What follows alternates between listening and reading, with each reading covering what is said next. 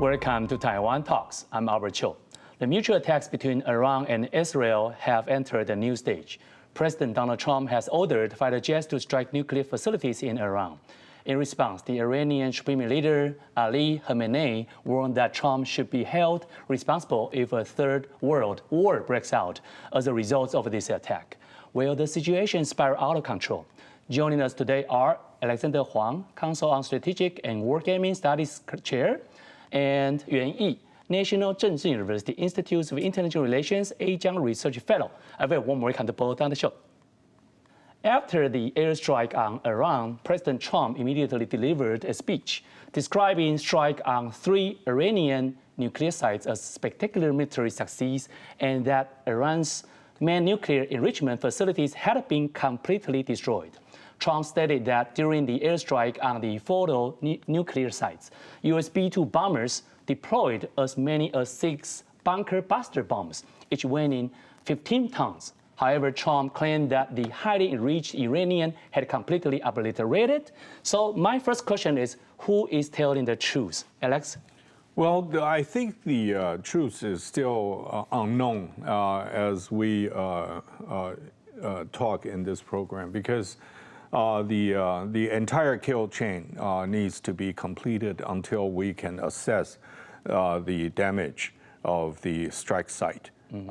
Currently, we do not see any precise reports that verify that the United States bombing exercise or the bombing mission had achieved the goal as President Trump has claimed, because there are certain factors, for instance, nuclear reactory factors or any sign that the underground, enriched uranium had been hit. So I think it will take a little bit more time to know what exactly the effect of the bombing. Yuan Yi, did you really think that the US B-2 bombers successfully hit the uranium facilities in Iran? Because we know that on the other hand, the Iranian leadership said that they have moved these important facilities away from the original place and to put it somewhere else. Depends from your perspective. I think the first and foremost, according to the Pentagon press briefing, the general, the commander, the chairman of the Joint Chief of Staff, General Dan Ken, who said, let me quote, "We have not destroyed the heavily fortified site, but had been severely damaged." All right, so this is the official from the military perspective per se, and also from the IAEA. IAEA provide also alternative information about the intensity of the damage. According to the IAEA, they have ascertained the information about the damages, severely damaged about the one of the 3 Natas. The facility was completely destroyed. Whereas the 4-door facility, because it's fortified, it will take a while for them to figure out to what extent the facility has been damaged. Also, my follow-up for you, Yuan Yi, is that how do you think that there's a likelihood that Iran will respond to this attack with a nuclear weapon in the near future? Because we know that if there's still some kind of remain uranium facility out there, they might, if they are pushed to the limits, by Trump, maybe they will do something extreme. But common sense suggests that probably will take a long while for them to reconfigure it, regardless how strong they were in the past.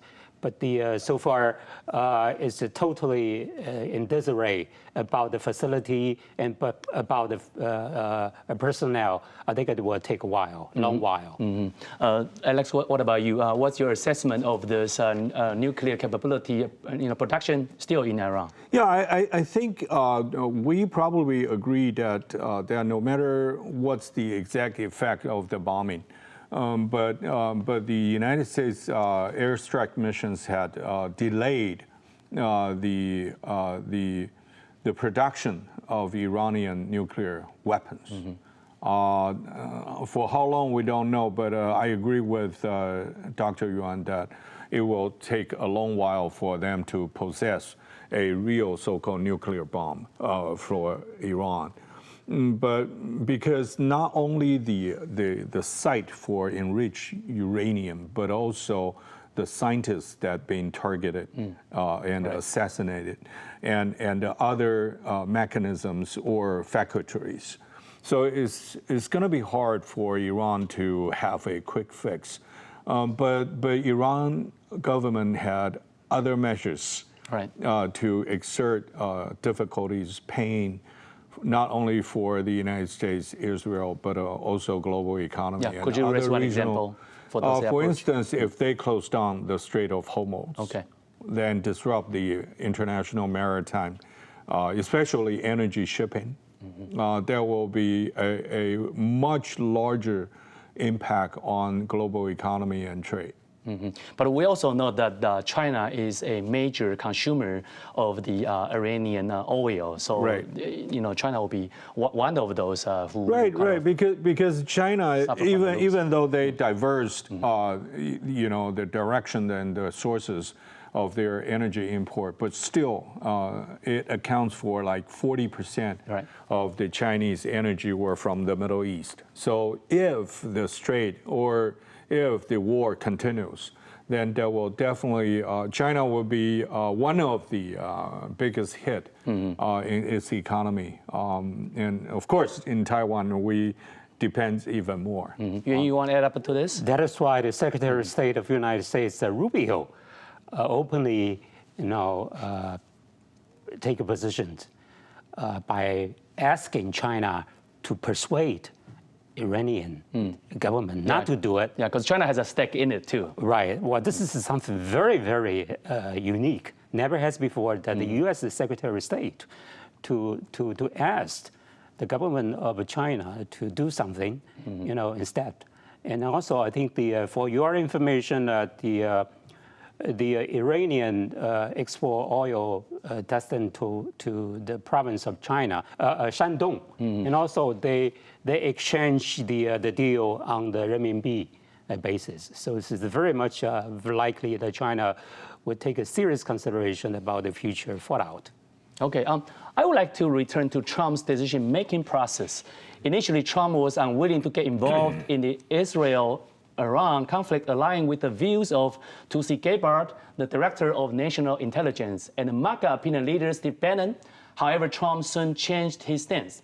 Some left-leaning media outlets have commented that Trump 2.0 exhibits a tactical Trump always chickens out for abbreviation tendency. But this time it appears that Trump is not merely offering lip service. He did take some real action. So what is Trump like when facing an autocracy, Alex? Well, not necessarily autocracy, but it has been a long history of debate on whether the United States should continue to be a global, police person or so-called a reluctant sheriff to safeguard the global peace. I think I personally believe that Trump and his MAGA supporters, they do not like the United States to get involved in international affairs, especially military conflict. So the United States can focus more on rebuild its own strength. However, the United States does involve interests globally, and if the United States just wash their hand and say nothing, do nothing to the conflict in the Middle East, it will risk not only the aftermath of this Israel-Iran conflict, but also Trump will face domestic challenges as well, because, anything Israel, anything, that will have a linkage to the political landscape in the United States in both Republican and Democrat Party. I still have a follow-up really quick before jumping to you, is that the take-home label may apply to his approach toward Russia in the Ukrainian war, as we have seen, has observed so far, but it does not seem to fit his stance toward Iran in this case. So does this difference have implication for a potential PLA attack on Taiwan in the future?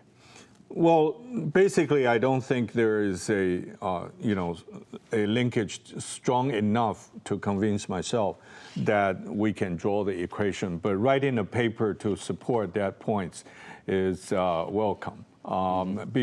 Because I think, number one, China is not involved yet. And I do not believe it is in Beijing's interest to do anything to Taiwan at this right moment to work for its own benefit. It still needs energy from the Middle East. It does not want to create more trouble for Donald Trump, and it may not, get Taiwan to a political concession anyway. So there, I don't see there is an interest at this moment for Beijing to do any harm to Taiwan. What about you, Yuan Yi? Do you think that Trump's words carry weight, or will they once again amount to just lip service? I think let me respond to the question earlier about what triggered that Donald Trump decision. What constitutes the very Donald Trump's the latest decision-making process? I think the one date needs to be noted is on the May 20th. That is the date the supreme leader of Iranian government, Khomeini, reject by accepting the zero Ukrainian enrichment deal offered by the United States. So that is a very important date. And also, let me share again with you one quote by the U.S. Vice President. Let me quote: "The U.S. had negotiated aggressively with Iran to try to find a peaceful settlement, and that Trump made his decision after assessing the Iranians were not acting in good faith." All right, these two elements, offer a vivid portray of what make Donald Trump to switch from his previous stance. All right, onto the very, very moment. Okay, that makes sense. All right. During Trump's first term in 2018, he withdrew the U.S. from Iran nuclear deal, a deal initiated by Obama to engage Iran through diplomacy. Iran's leadership is predominantly Shia Muslim, and Obama appeared to take a more conciliatory stance toward them, whereas Trump has aligned more closely with Sunni Muslim states. Why this difference in approach? And based on Trump's attitude toward Iran, what broader Middle East policy can we, have we seen from him in his second term? Alex. Well, I think for President Trump, he does not have a personal or particular favor to Shia or Sunni Muslim. His decision or his mindset is not on this so-called religious division of Muslim. I think he look at the interest and look at the power structure and look at what he can get domestic political gain, out of the management of the Middle East. I think he's a person or a president that look at status quo power rather than idealistically to reshape or reform a state. Apparently, he's not an interventionist in a sense to new nation building, change of society, regime change. I don't think it's in his mindset. What he wants is that he will look good in terms of a strong broker or a leader that can maintain peace and stability or maintain the balance of power. But if this is the case, why did Donald Trump even bother to jump a bomb, to assign the B-2 bombers to bomb Iran this time? I think, two things. I don't know whether I should, bring it to this program. First, I think there is a kind of domestic pressure to support Israel, and if Iran acquire, a true bomb, nuclear bomb, then Israel's long-term security will be taken away. So that's a especially this time, it will be a tipping point, whether you do it or to face a long-term suffering. So electoral pressure, so to speak, right, domestic America. It will be a game changer between Israel and Iran. The other thing is that Iranians' long-term support of a lot of proxies, from Hezbollah to Hamas, I mean, Houthis, also bothered other Sunni states. Okay. And so it's not the entire Muslim world stand up oppose what Donald Trump does. So I think he walked a fine line between these two and make such a decision. So Yuan Yi, likewise, do you think that Donald Trump is more willing to, accepting the alliance between him and also Sunnis, less so for Shia? Well, his recent trip, demonstrated that he's calculating on the parallel line of practicing, that is harvest as much as he could. So he did by his recent trip. He engaged, interact with the OAE, OMA, and collect a lot of revenues from there. So this is, I think, Donald Trump's predecessor, Biden's already engaged on this aspect. That is why we need to tackle on the issue on a comprehensive perspective. That is what constitutes the mild, moderate element of the Middle East. On the one hand, also on this very, very volatile aspect of war-fighting scenarios. Moving on, let's talk about the Israeli Prime Minister Netanyahu. Just a day before Israel launched its coordinated strike, codenamed Rising Lion on Iran, Prime Minister Netanyahu was fending off a non-confidence vote. He survived, but it highlighted how shaky his political standing has been. Then came to the attack. And suddenly, all the domestic criticism, whether about his corruption charges or hostages in Gaza, fell silent. Many international observers see this as another classic Netanyahu move, shifting the focus, rallying the public, and tightening his grip on power. So do you agree with this kind of observation? Yuan, you go first, please. I think since the Bibi Netanyahu has been in the post as the longest serving prime minister, he has evolved from a somewhat strategic restraint, strategic defensive, into a new posture. That is to tackle on the issue very aggressively and leading toward in the future, should he, empower for more years to come, that is to play, to transform, reconfigure the power elements of the Middle East and transform Israel into a dominance, a power dominance position. I think that's very likely that he wished to perform. Not only about the survival of Israel, but also try to dominate Middle East. That would elevate it. Strategic goal. Exactly, to elevate the state of Israel into a different phase. Alex, do you think that this war against Iran is an approach for Netanyahu to distract the domestic attention, from his those kind of scandals? Well, I think timing is an issue, of course, because it takes place the day after the failed non-confident vote. However, from a military operations point of view, you cannot, organize such a well-coordinated military actions on a same time with so many targets and got hit at the same time, almost the same time. It has been planned for a long time. So it does not happen overnight, in my view.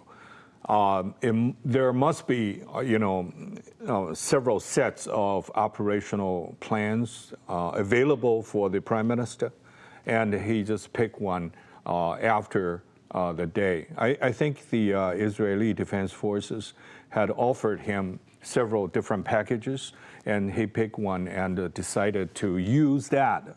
I agree that he used a foreign, assault or attack to deflect or to distract domestic problems. Israel's Middle East policy tended to focus on containment, restraint, and learn to ensure swift wars. But now, things change a little bit. It appears to be shifting towards a broader projection of military forces across the region, including many places, Gaza, Lebanon, Syria, Iran. Given Netanyahu has served as a prime minister for over 17 years in total, even though despite those scandals he and his wife faced, he seems to be able to survive the domestic fight in his country. So you want to add up to this kind of observation, Yuan Yi?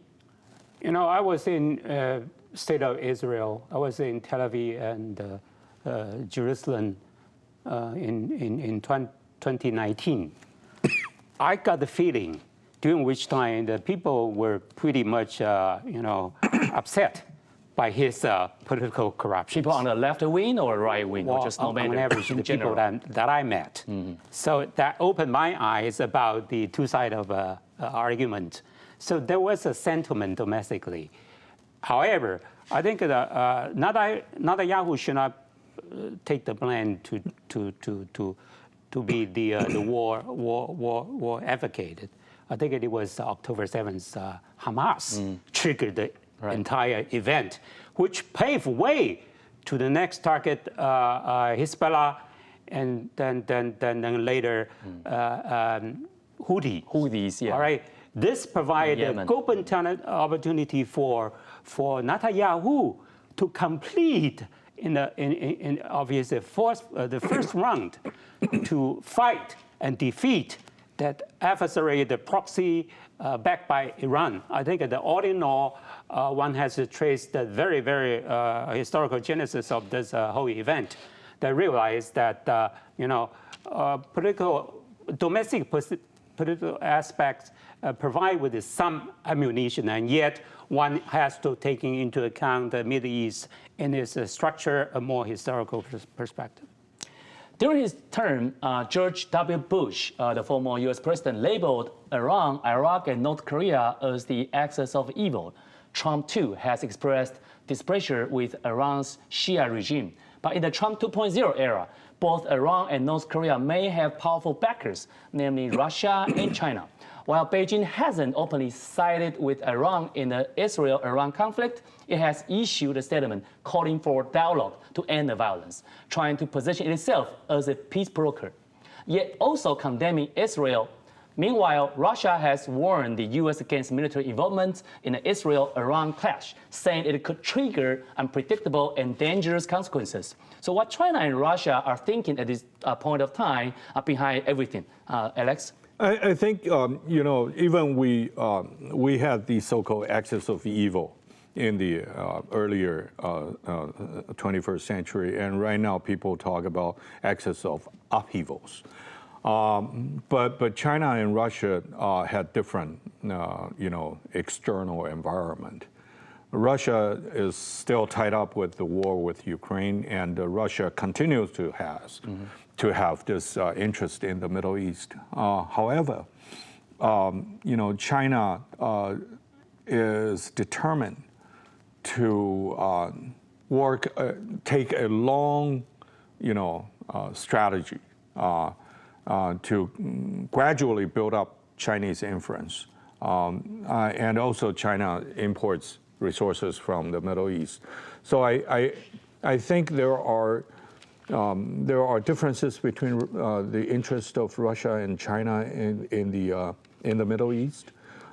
Even with in recent years, China has invested a great deal of resources and energy and manpower, cultivating its relationship with the Gulf states, with the Middle East.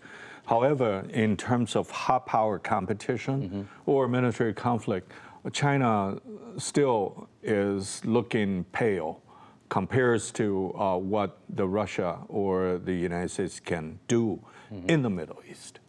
Okay, Yuan, what about you? The role of Russia and China in the Middle East? Let me highlight the very path China has been taken on the very issue. I think China's record stands out amongst the P5, about the NPT. we've been too preoccupied with the war fighting, weaponry system. I think to begin with, China insists that both Iran and the state of Israel should be incorporated under the rubric of NPT regimes. That we all know that there are a few exceptional. The state of Israel is one of them. So China tried to play some honest broker in that sense. That is to uphold the so-called the international the normative rule of law. That is by strengthen the universal applicable principle. That is under the rubric of the Treaty of Non-Proliferation, Treaty of 1968. That all the nations should be follow the rules. No one exception. So in the case of the issue, China reiterated that peaceful solution, the peaceful to guarantee the peaceful use of nuclear energy of all states, Iranian is included. Yuan and Alex, thank you for your great insights in the show. Like our show, subscribe to Talks. See you next time.